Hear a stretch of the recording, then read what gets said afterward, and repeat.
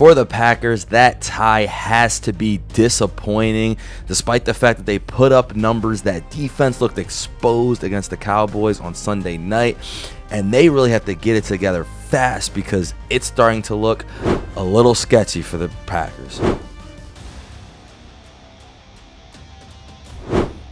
For the Packers, it was in fact not a loss, it was a tie, but man, that felt like a loss. Just given what we expected, I think, as football fans coming into that game, we saw the Cowboys defense is one of the worst in the league, probably the worst. I mean, they just can't stop anything. They can't stop the run or the pass, and the Packers were able to kind of call whatever they wanted out there. Definitely a strong change away from what we saw against the Browns.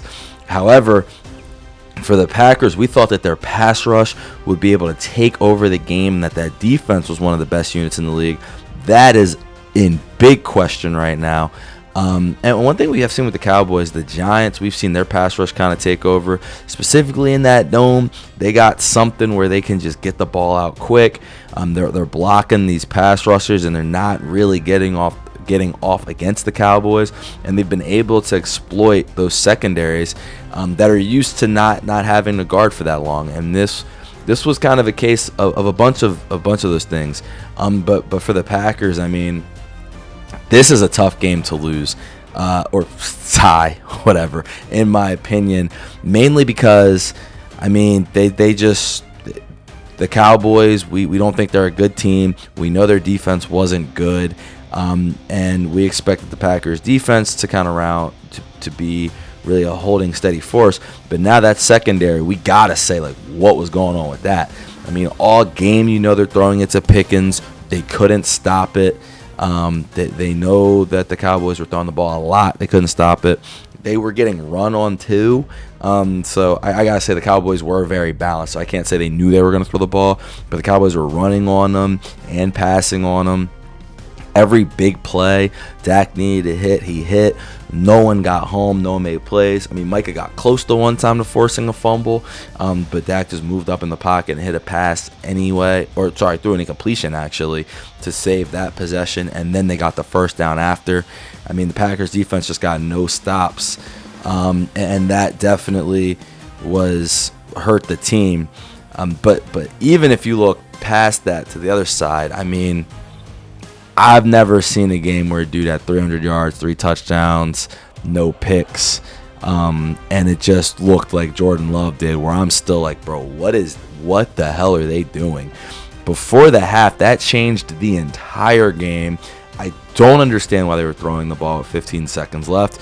Even if the Cowboys had 3 timeouts, just run it up the middle 3 times and give them the ball back wherever they're going to get it. But they were trying to be aggressive for no reason. And that's just when you put the ball in Jordan Love's hands, man, in those type of situations, you are asking for trouble. That much is clear. And in that situation, you just can't fumble the ball there. You cannot, because it would have just been a 4-point lead, similar to what we saw last week. Instead, Cowboys go out, score, and then they get the ball after half, and suddenly it's a just completely different ball game. And Jordan Love he makes those errors in the worst possible times.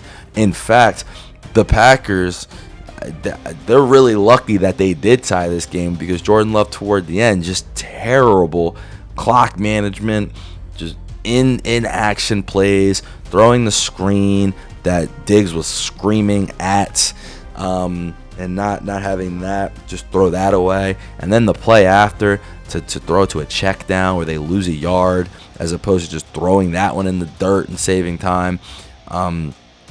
Deliver with 3rd down, clock running. He's not thinking of clocking the ball. He's trying to go for a touchdown. They throw it, and I mean, I think that the Packers kind of got bailed by that 1 second being on the clock, because dude just, for those who didn't watch, he throws the ball. It hits a Cowboys player in the back, but the situation is the clock is running down, and it's overtime. This is it, right? So, and you're down 3. So easily you could have spiked. You could have thrown it. Could have thrown a touchdown, sure. But the clock was running because he hit the check down on the play before. So if you're going to take the touchdown shots, do that really on 2nd down, or just throw the ball away. just Jordan Love in these situations is really bad, and he almost cost them a tie at the very least, which would have been bad for them to go to 2-2. It really would have been. As weird as the 2-1-1 looks, and it's kind of bad because it was the Cowboys, and the Cowboys. I mean, who knows what they are, but you know, I don't know. I don't think they're a good team. I think we all thought that the Packers were going to roll them, and for them to not do that, that's trouble, because there's no other week to do it other than being mad about you lose to the Browns. And they just, the offense was there, Dobbs was there, Jacobs was there.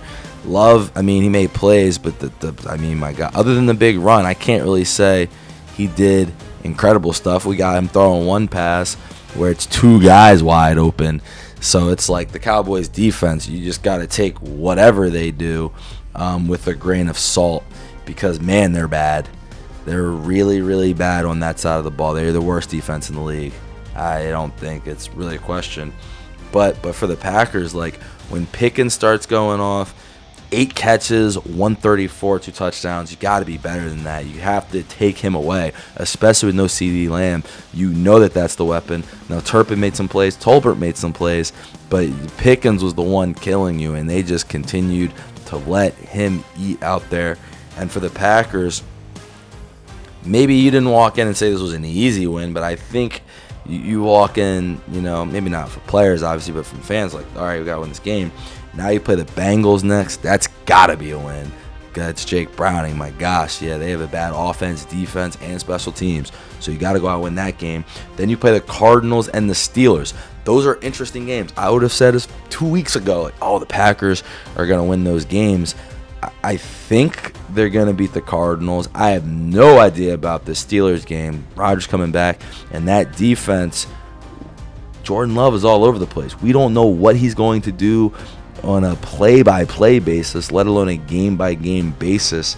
And you just saw that recklessness at play. And the Cowboys, even though they didn't get any interceptions, they got that big fumble, and they were able to execute their offense. So we got to worry about now both sides of the ball too, with this Packers defense and the guy pulling the trigger, quarterback. Interesting question for the Packers. We will see if they can figure it out, and we're not going to get a lot of those answers against the Bengals. You hope, if you're a Packers fan, you just go out, win that game, and chill, and you don't get answers, because if you get answers in that game, they're not going to be good.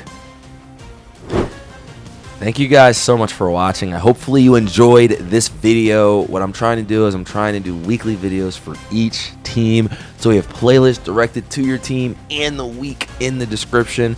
Hopefully you guys enjoyed. Please like, subscribe, and most importantly, comment in that section. I'd love to talk to you guys about what you think about the videos, what could be improved, what I did right. Thank you again. Lumia Sports. Peace.